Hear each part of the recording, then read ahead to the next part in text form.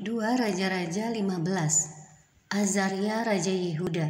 Dalam tahun ke-27 zaman Yerobeam Raja Israel, Azaria anak Amazia Raja Yehuda menjadi raja. Ia berumur 16 tahun pada waktu ia menjadi raja, dan 52 tahun lamanya ia memerintah di Yerusalem. Nama ibunya ialah Yekolia dari Yerusalem. Ia melakukan apa yang benar di mata Tuhan, tepat seperti yang dilakukan Amazia ayahnya. Namun demikian bukit-bukit pengorbanan tidaklah dijauhkan. Bangsa itu masih mempersembahkan dan membakar korban di bukit-bukit itu. Maka Tuhan menimpakan tulah kepada raja sehingga ia sakit kusta sampai hari kematiannya dan tinggal dalam sebuah rumah pengasingan.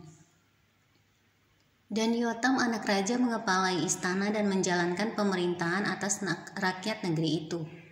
Selebihnya dari riwayat Azaria dan segala yang dilakukannya, bukankah semuanya itu tertulis dalam kitab sejarah Raja-Raja Yehuda? Kemudian Azaria mendapat perhentian bersama-sama dengan nenek moyangnya, dan ia dikuburkan di samping nenek moyangnya di kota Daud. Maka Yotam anaknya menjadi raja menggantikan dia. Zakaria Raja Israel. Dalam tahun ke-38 zaman Azaria Raja Yehuda, Zakaria anak Yerobeam menjadi raja atas Israel di Samaria. Ia memerintah 6 bulan lamanya. Ia melakukan apa yang jahat di mata Tuhan, seperti yang telah dilakukan oleh nenek moyangnya. Ia tidak menjauhkan dari dosa-dosa Yerobeam bin Nebat yang mengakibatkan orang Israel berdosa pula. Salum bin Yabes mengikat persepakatan melawan dia, membunuh dia di Yibleam, kemudian menjadi raja menggantikan dia. Selebihnya dari riwayat Zakaria sesungguhnya, semuanya itu tertulis dalam kitab sejarah Raja-Raja Israel. Bukankah begini firman Tuhan yang diucapkannya kepada Yehu? Anak-anakmu sampai kepada keturunan yang keempat akan duduk di atas tahta Israel. Dan terjadilah demikian.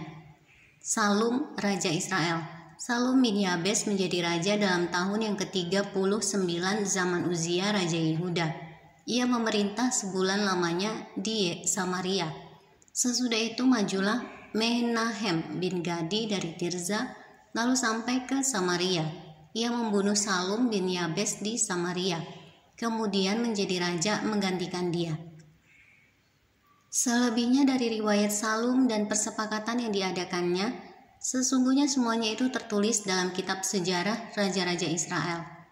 Pada waktu itu dengan mulai dari Tirza, Menahem memusnahkan Tifsah dan semua orang yang ada di dalamnya serta daerahnya, sebab orang tidak membuka pintu kota baginya. Maka dimusnahkannya lah kota itu dan dibelahnya semua perempuannya yang mengandung. Menahem Raja Israel. Dalam tahun ke-39 zaman Azaria Raja Yehuda, Menahem bin Gadi menjadi raja atas Israel. Ia memerintah 10 tahun lamanya di Samaria. Ia melakukan apa yang jahat di mata Tuhan. Sepanjang umurnya ia tidak menjauh dari dosa-dosa Yerobeam bin Nebat, yang mengakibatkan orang Israel berdosa pula. Pul, Raja Asyur datang menyerang negeri itu, lalu Menahem memberi 1000 talenta perak kepada Pul, supaya dibantunya dia mengokohkan kerajaan itu di tangannya. Menahem mengeluarkan uang ini atas beban Israel dan atas beban semua orang yang kaya raya untuk diberikan kepada Raja Asyur. 50 shikal perak dari setiap orang.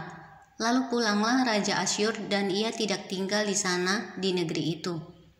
Selebihnya dari riwayat Menahem dan segala yang dilakukannya, bukankah semuanya itu tertulis dalam kitab sejarah Raja-Raja Israel? Kemudian Menahem mendapat perhentian bersama-sama dengan nenek moyangnya. Maka Pekahya anaknya menjadi raja menggantikan dia. Pekahya Raja Israel. Dalam tahun ke-50 zaman Azaria Raja Yehuda, Pekahya anak Menahem menjadi raja atas Israel di Samaria. Ia memerintah 2 tahun lamanya. Ia melakukan apa yang jahat di mata Tuhan. Ia tidak menjauh dari dosa-dosa Yerobeam bin Nebat yang mengakibatkan orang Israel berdosa pula. Lalu perwiranya yakni Pekah bin Remalia mengadakan persepakatan melawan dia dan membunuh dia di Samaria di puri istana raja. Beserta dia ada Argob dan Arie, serta 50 orang dari Bani Gilead. Dibunuhnyalah Pekahya, kemudian menjadi raja menggantikan dia. Selebihnya dari riwayat Pekahya dan segala yang dilakukannya, sesungguhnya semuanya itu tertulis dalam kitab sejarah raja-raja Israel. Pekah Raja Israel. Dalam tahun ke-52 zaman Azaria Raja Yehuda, Pekah bin Remalia menjadi raja atas orang Israel di Samaria. Ia memerintah 20 tahun lamanya. Ia melakukan apa yang jahat di mata Tuhan. Ia tidak menjauhkan dari dosa-dosa Yerobeam bin Nebat, yang mengakibatkan orang Israel berdosa pula.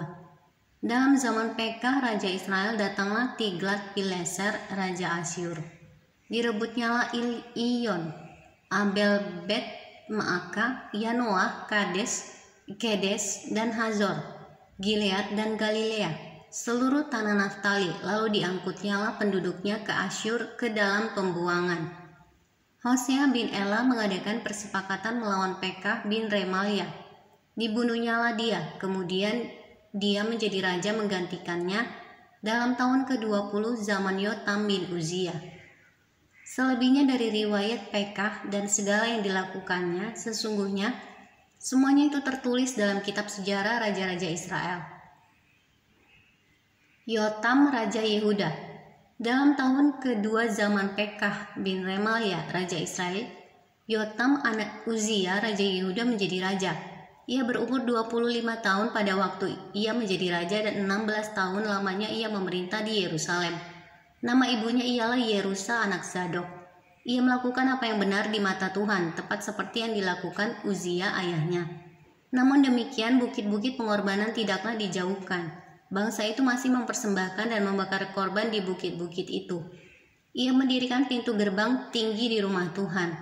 Selebihnya dari riwayat Yotam apa yang dilakukannya, bukankah semuanya itu tertulis dalam kitab sejarah raja-raja Yehuda? Mulai zaman itu Tuhan menyuruh Rezin, Raja Aram, dan Pekah bin Remalia menyerang Yehuda. Kemudian Yotam mendapat perhentian bersama-sama dengan nenek moyangnya, dan ia dikuburkan di samping nenek moyangnya di kota Daud, bapa leluhurnya. Maka Ahaz anaknya menjadi raja menggantikan dia.